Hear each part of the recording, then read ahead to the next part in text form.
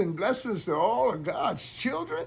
I pray this finds you well, or at least maintaining some kind of balance in the day. Today has been a good day for me, and I want to share some of it with you.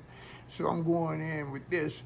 I'm going to be reading from Matthew 11:11, Matthew 2:6, and Matthew 25:40. And here's where I'm going with this. Yahshua HaMashiach, Jesus Christ, represented many different characters, but the one I want to speak to you on today was his being a poor, righteous teacher. He had many things at his disposal because of who he was. Yet, Scripture supports. He said, I have nowhere to lay my head. He gave us instructions. He said, look at the birds in the morning. He said, they come out in the morning, they singing. They giving God praise. They making all that noise you hear with them birds in the morning. They sending praises up to the Most High. Because you know, one thing about animals, they are superior to human beings when it comes to obedience. Them birds come out and sing, and God, Yah, Allah, provides. Jehovah Jireh. Yahweh Jireh, Jehovah Jireh. God is our provider. When they come out, they live in it. All right. Matthew 11:11. Verily I say unto you, among them that are born of women there have not risen a greater than John. Speaking about John the Baptist here.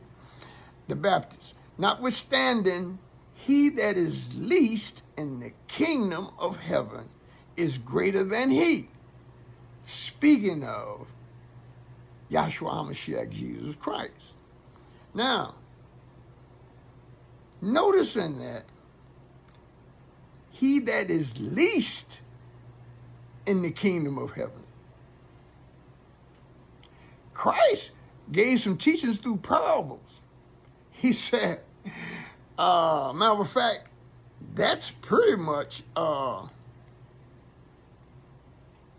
what's going on with Matthew 25:40.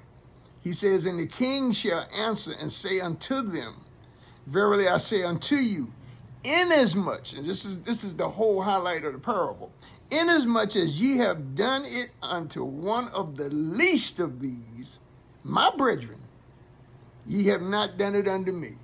And there's a litany where he's telling in the parable, he said, hey, when I was in prison, you didn't come see me. When I was sick, you didn't, you did none of these things, And they said, well, when was I? Yeah. But the people he was talking about was those who are the least of you. See, of course, Christ brought his ministry, if you want to refer it to everybody. But he gave special emphasis to the least of us. And he came in that continence. He had it going on. He was doing all this right here. But make no mistake about it, he was low, humble, and meek. See, that's what they described it as. But that was his peace, man. He was demonstrating his peace, which that peace that Scripture laid aside, that's beyond all understanding. That particular piece there is a superpower. That's what gets you through them triple dog days. You got to have some measure of peace. You got to find some place you can say, this is going to be all right, because I know whose I am and who I am.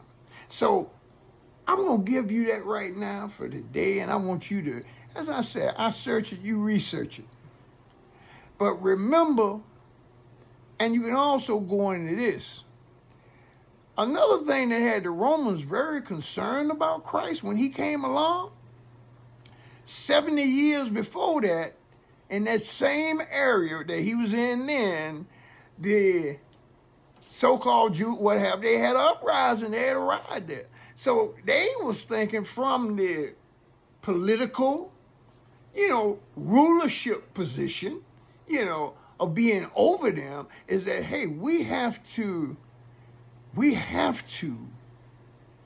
look at this thing real close, because this might be that one they talking about that might come back here and do us in.